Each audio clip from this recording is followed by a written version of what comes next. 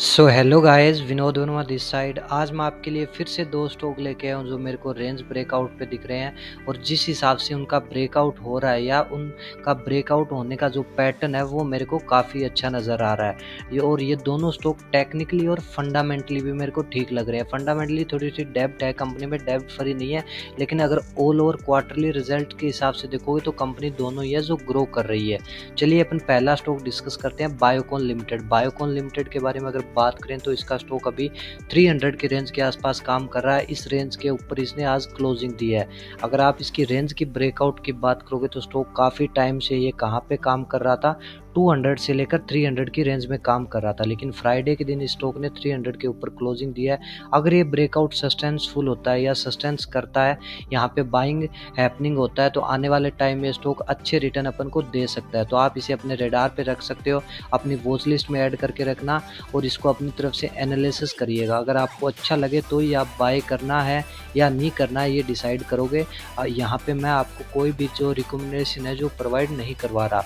यहाँ इसकी अगर सेकंड रेजिस्टेंस की बात करोगे, जैसे कि यहाँ से ब्रेकआउट होता है उसके बाद अगर रेजिस्टेंस की बात करोगे तो वो है 348 के आसपास पहला रेजिस्टेंस दिख रहा है, और 411 के आसपास अपन को सेकंड रेजिस्टेंस दिख रहा है। अब अगर इसके क्वार्टरली रिजल्ट्स की बात करें तो अभी तक इस क्वार्टर के रिजल्ट इसके आए नहीं है। तो सबसे बेस्ट पॉइंट ये है कि अगर अपन को ये ब्रेकआउट सक्सेसफुल मिलता है और अपन जिसके हिसाब से इसके पीछे के ब्रेकआउट देख रहे हैं तो उसके हिसाब से ये लग रहा है कि आने वाले रिजल्ट्स है जो काफ़ी अच्छे होने चाहिए। तो एक उसके हिसाब से भी आप इसे अपनी वॉच लिस्ट में रख सकते हो। इसका जो क्वार्टर का रिजल्ट आने वाला है वो आने वाला है 16 मई को, तो आप इसे अपनी वॉच लिस्ट में ऐड करके रख सकते हो।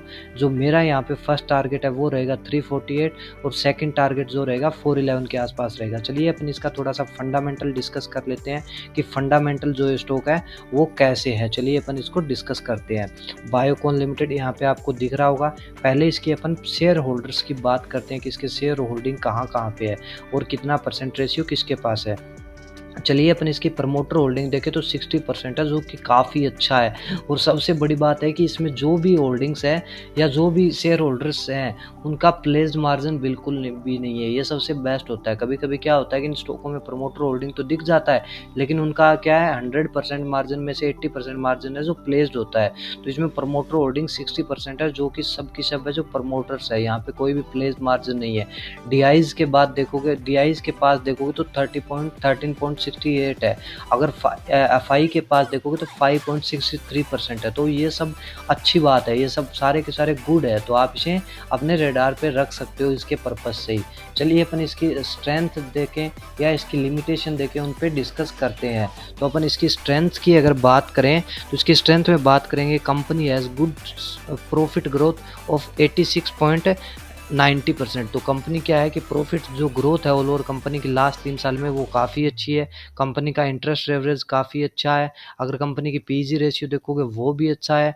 कन्वर्जन साइकिल देखोगे वो अच्छा है। और पोजीशन जो लिक्विडिटी पोजीशन है विद करंट रेशियो वो भी 3.68 है, तो अच्छा है। अगर इसकी लिमिटेशन की बात करूँ तो एक इसमें लिमिटेशन ये ज़रूर है कि कंपनी का जो ऑल ओवर रेवेन्यू ग्रोथ है वो थोड़ा सा लास्ट 3 सालों में पुअर है। ठीक है, टैक्स रेट लो है, और उसके बाद company has trading at high EV पे ट्रेड कर रहा है, वो है 99.21।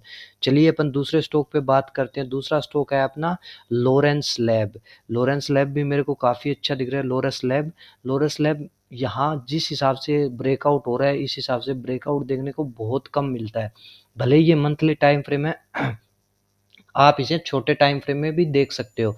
चलिए अपन बात करते हैं, यहाँ पे मैं जो शेयर करने जा रहा हूँ वो आपका टाइम फ्रेम है जो मंथली है। चलो डिस्कस करते हैं। ये स्टॉक देख रहे हो आप, यहाँ पे कितना प्यारा पैटर्न बना के, ये जो हाई पे हाई वाला प्राइस एक्शन है वो बना के स्टॉक जो ब्रेकआउट देने की है वो कोशिश कर रहा है। 436 के ऊपर इसका ब्रेकआउट है। इसके बाद इसका छोटा सा एक रेजिस्टेंस हो रहा है वो है 455 पे। तो आप इसे कल के लिए इंट्राडे के पर्पज से भी इसको एनालिसिस कर सकते हो। आप इसका 450 या 455 का टारगेट लेके इसको अपने रेडार पे रख सकते हो। अगर यहाँ से ब्रेकआउट देता है तो इसका फिर उसके बाद जो नेक्स्ट टारगेट है सीधा 150 पॉइंट ऊपर का है, क्योंकि यहाँ पे अगर मंथली टाइम फ्रेम में देखो तो इसके पास कोई स्पेस नहीं है, तो ईजिली यहाँ तक ये जा सकता है। तो आप इसको अपने रेडार पे रख सकते हैं। और इसका ब्रेकआउट है जो काफ़ी अच्छा हो रहा है, क्योंकि यहाँ पे एक ट्रेंड लाइन की रिस्पेक्ट करते हुए ब्रेकआउट हो रहा है, नीचे की तरफ ये सपोर्ट है और यहाँ एक रेजिस्टेंस है।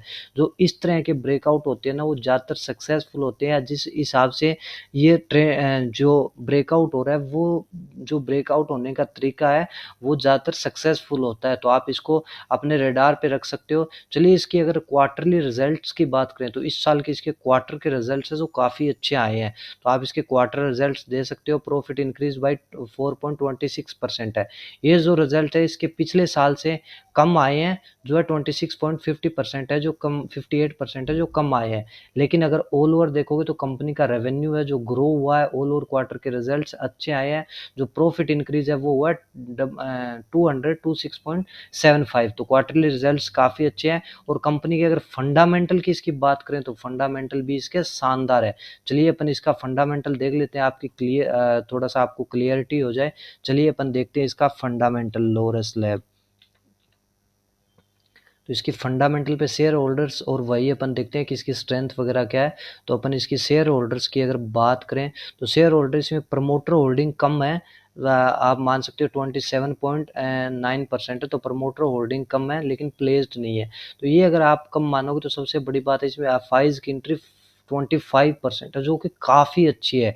इसके बिहाफ पे भी आप इसको फर्दर एनालिसिस के लिए ले सकते हो, यानी फर्दर आप सोच सकते हो इसके बारे में कि एफआई की इतनी ज़्यादा एंट्री है तो इतना स्टॉक खराब कंडीशन में तो नहीं हो सकता, या इतनी बैड कंपनी तो नहीं हो सकती।